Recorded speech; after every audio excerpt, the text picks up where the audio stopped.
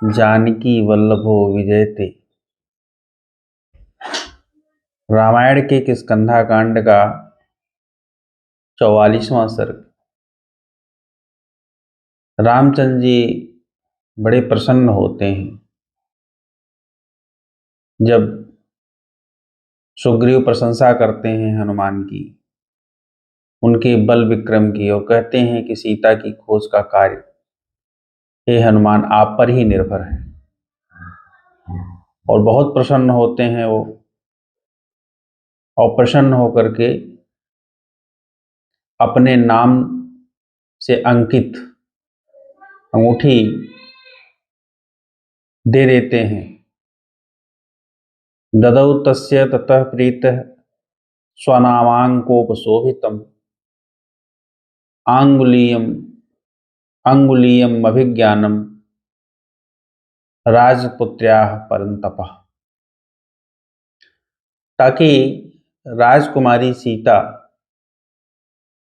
पहचान जाए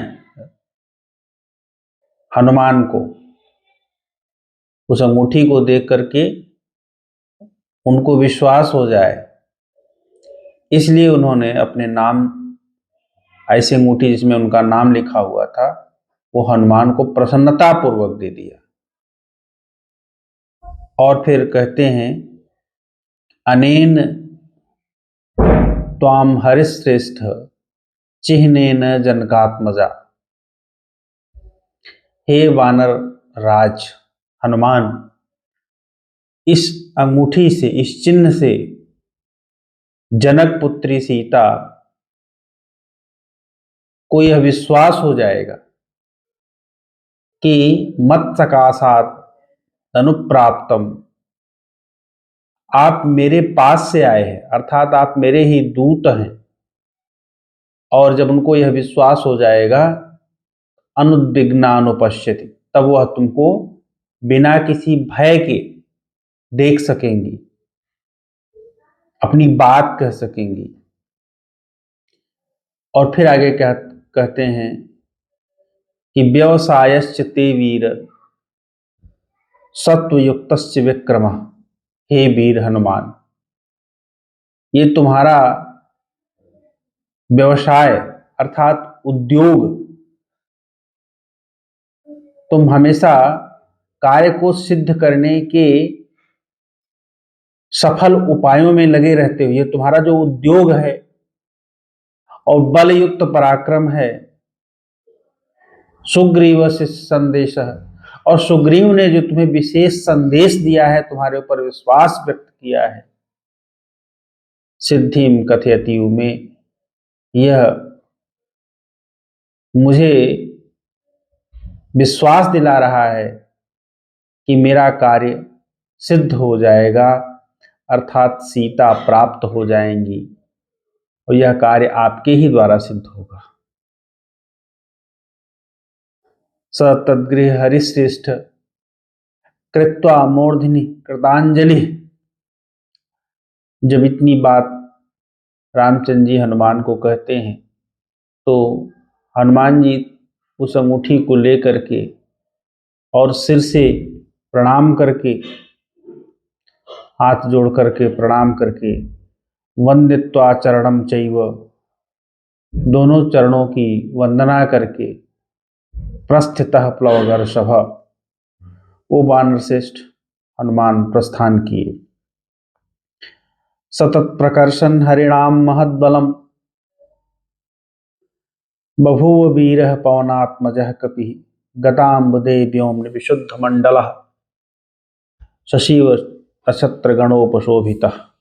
जब हनुमान जी चलते हैं अपनी सेना लेकर के, तो इस प्रकार से सुशोभित होते हैं जैसे आसमान से बादल हट गया हो, पूर्ण चंद्रमा निकल आया हो, और उसके चारों ओर तारागणों से घेरे हुए हो। अतिबल बल मास्तवाहम हरिवर विक्रम विक्रमैरनल्पै पवन सुत तथा अधिगम्य तेसा जनक सुता हनुमन तथा कुरुस्व।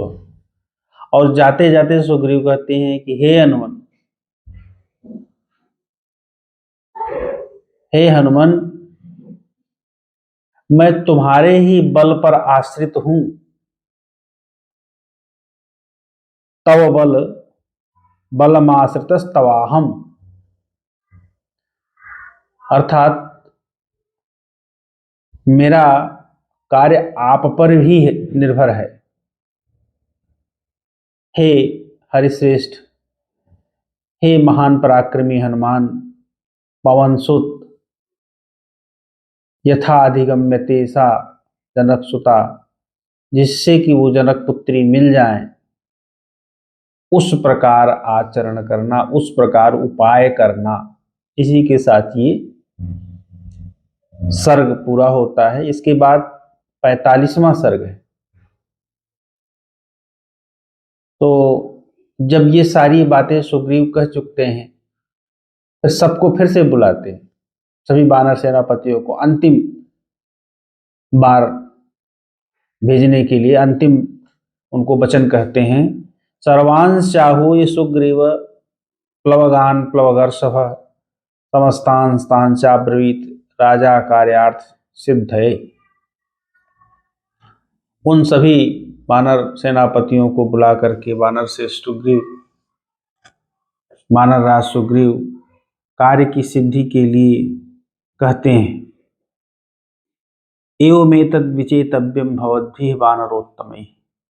हे वानरों, इस प्रकार से सीता की खोज करना। तदुग्र शासनम भर्तुः विज्ञाय हरिपुंगवा। हे वानर सेनापतियों, स्वामी की कठोर आज्ञा को समझकर, आपको मैंने पहले ही कह दिया है कि इस कार्य में जो भी शिथिलता बरतेगा उसको कठोर दंड दिया जाएगा। और जब इतना सुनते हैं वानर, तो सल्भायु संछाद्य मेदिनीम संप्रशस्त्रे, पृथ्वी को टिड्डियों के दल के भांत घेर करके प्रशस्त्रे माने प्रस्थान कर दिए। जब वानर चले तो पूरी पृथ्वी वानरों से ढक गई। ऐसा जो भूमि दिखाई पड़ रही थी, जैसे कीड़े की टिड्डी उड़ते हैं तो आसमान ढक जाता है। रामः प्रश्रवणे तस्मिन् न्यवसत् सह लक्ष्मण, और रामचंद्र जी उसी प्रश्रवण पर्वत पर जहाँ पहले रह रहे थे, उसी पर लक्ष्मण के साथ रुक गए। प्रदक्षमाणस्तम मासम सीताधिगमने कृतः, सीता के खोज के लिए जो 1 मास का समय दिया गया था, उस 1 मास के समय की प्रतीक्षा करते हुए उसी प्रश्रवण पर्वत पर रुक जाते हैं। उत्तराम तो दिशम रम्याम गिरिजा गिरिराज समावृताम प्रतस्थे सहसा वीरो हरि सतबलिस्तदा। उत्तर दिशा में, जिसमें दिशा में हिमालय था, गिरिराज हिमालय था, उसमें सतबल नामक वानर सेनापति अपनी सेना लेकर के जाता है। पूर्वाम दिशम प्रति विनतो हरियूथपः, और पूर्व दिशा में हरियूथप विनत जाता है। तारा अंगदादि सहित प्लवगः पवनात्मजः, तारा और अंगद के सहित हनुमान प्लवगः पवनात्मजः अगस्त्याचरिताम माशाम दक्षिणाम हरियूथपः। तारा पुत्र अंगद के साथ हनुमान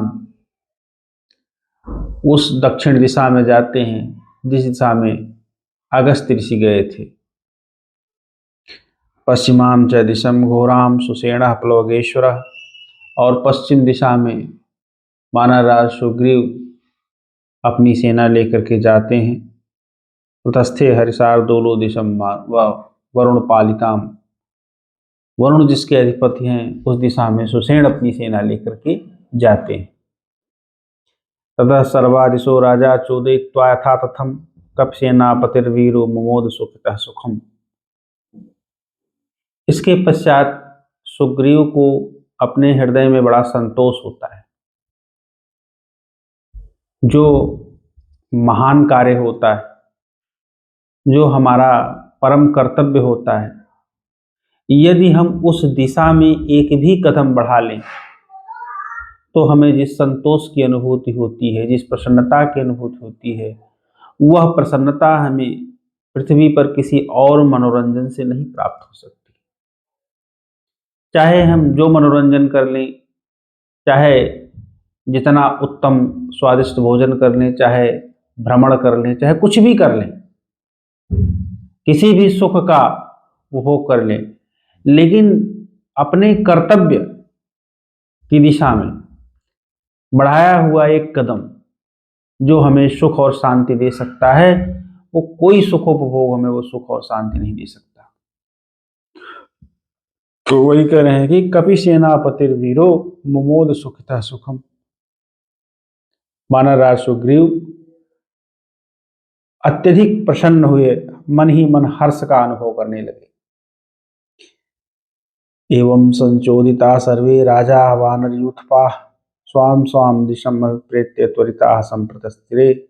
और वानर जितने भी थे राजा के द्वारा कहे जाने पर अपनी अपनी दिशाओं में चल पड़े। तो वानर जब चलते हैं तो सीधे तो चलते नहीं, कैसे चल रहे हैं इसका भी वर्णन महर्षि वाल्मीकि कर रहे हैं। नदंतश्चो नदंतस्य गर्जंतश्च प्लवंगमा। ये शोर करते हुए, गर्जना करते हुए और दौड़ते हुए, विशेष गर्जना करते हुए चल रहे हैं। एवं संचोदिता सर्वे राजा वानर यूथपा आनिश्यामहे सीताम हनिश्यामश्च रावण। और सब हल्ला मारते हुए जा रहे हैं कि हम जानकी को वापस लाएंगे और रावण का वध करेंगे। ऐसा लग रहा है कि बहुत सरल कार्य हो रावण को मारना, लेकिन अब उत्साह देखिए।